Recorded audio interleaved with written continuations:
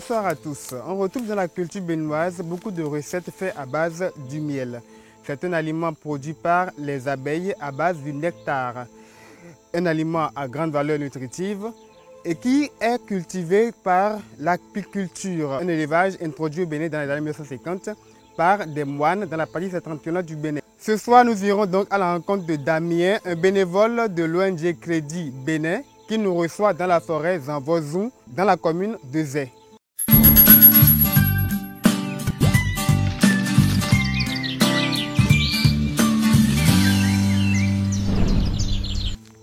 Alors bonsoir Damien. Oui, bonsoir Monsieur Fulbert. Alors dans cette ruche, il y a quoi? Des insectes? Bien sûr, des abeilles. C'est quoi les abeilles? Les abeilles, c'est donc un insecte ailé qui a la caractéristique de piquer, mais aussi de produire du miel. Et c'est pour ça qu'on l'aime bien, nous, apiculteurs. Elles ont des ailes, elles ont 3 paires de pattes, c'est pour ça que ce sont des insectes. Et la grande caractéristique qui fait qu'on l'apprécie particulièrement, c'est qu'elle produit du miel qui est un alicament, vous savez déjà, utilisé dans la médecine traditionnelle ou dans la nutrition. Tout à fait, comme ceci. Exactement, voilà, ça c'est du miel millefleur par exemple qui a été produit dans la vallée du Sitatunga, qui est donc une aire protégée située sur la commune de Zé, Abomey-Calavi et Soava, où nous nous trouvons ce soir, dans la forêt de Zanvozou. Combien d'espèces d'abeilles on retrouve au Bénin? Au Bénin, on a une seule espèce d'abeille classique, on va dire, celle qui produit le miel qui est commercialisé et que tout le monde connaît. Mais on a d'autres abeilles plus petites qu'on appelle les mélipones, qui font aussi du miel, mais qui sont beaucoup moins connues et sur lesquelles on essaye aussi de travailler puisque ce sont des espèces en voie de disparition. Le miel est produit à base du nectar. Le nectar, c'est quoi? Le nectar, c'est un liquide sucré en fait, qui se trouve au cœur des fleurs et que les abeilles viennent chercher. Et en même temps qu'elles viennent chercher ce nectar, elles vont contribuer à ce qu'on appelle la pollinisation, la reproduction finalement des plantes. Et à ce titre-là, elles jouent un très grand rôle dans nos écosystèmes et dans nos vies à nous, humains.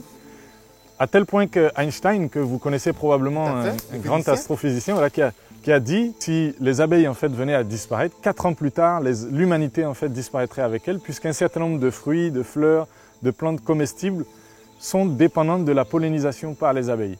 Il faut savoir que pour produire un seul litre de miel, vous en avez un quart entre les mains. Pour produire un seul litre de miel, il faut qu'une abeille ait parcouru à peu près 1 million de fleurs. Vous voyez le travail considérable que font ces abeilles. Et à chaque fois qu'elles visitent une fleur, elles prélèvent aussi volontairement ou involontairement un peu de pollen qu'elles vont ensuite distribuer sur d'autres fleurs et contribuer ainsi à la reproduction des plantes. Si les fleurs arrivaient à disparaître, est-ce qu'on aura toujours du miel? Bien sûr que non, c'est une histoire d'amour qui est indispensable. Il faut forcément des fleurs pour produire du miel, comme il faut forcément des abeilles pour produire du miel aussi. Et pourquoi on va choisir une forêt alors? Alors pourquoi on est aujourd'hui dans une forêt? Parce que l'organisation pour laquelle je suis un bénévole et un membre fondateur également, Crédit ONG, a pour mission en fait d'essayer de conserver la nature. Et les forêts sont en fait des morceaux de nature.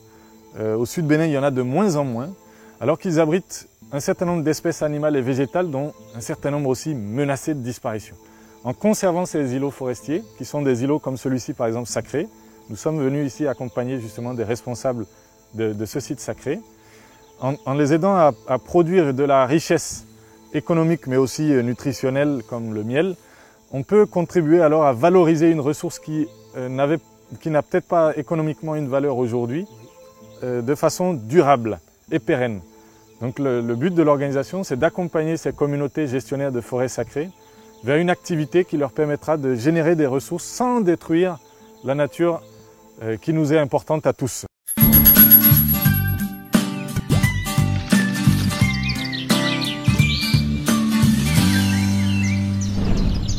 Si j'avais un conseil à donner aux téléspectateurs, ça serait en fait pour ceux qui sont propriétaires de fermes ou de champs autour de Cotonou, Calavi et environ, et d'ailleurs dans toute la partie septentrionale aussi du Bénin, c'est d'y associer en fait l'apiculture, parce qu'à travers ça, non seulement ils vont pouvoir produire eux-mêmes peut-être du miel qui leur sera bénéfique, mais aussi contribuer à la protection d'une espèce qui est reconnue par les Nations Unies comme en voie de disparition, l'abeille.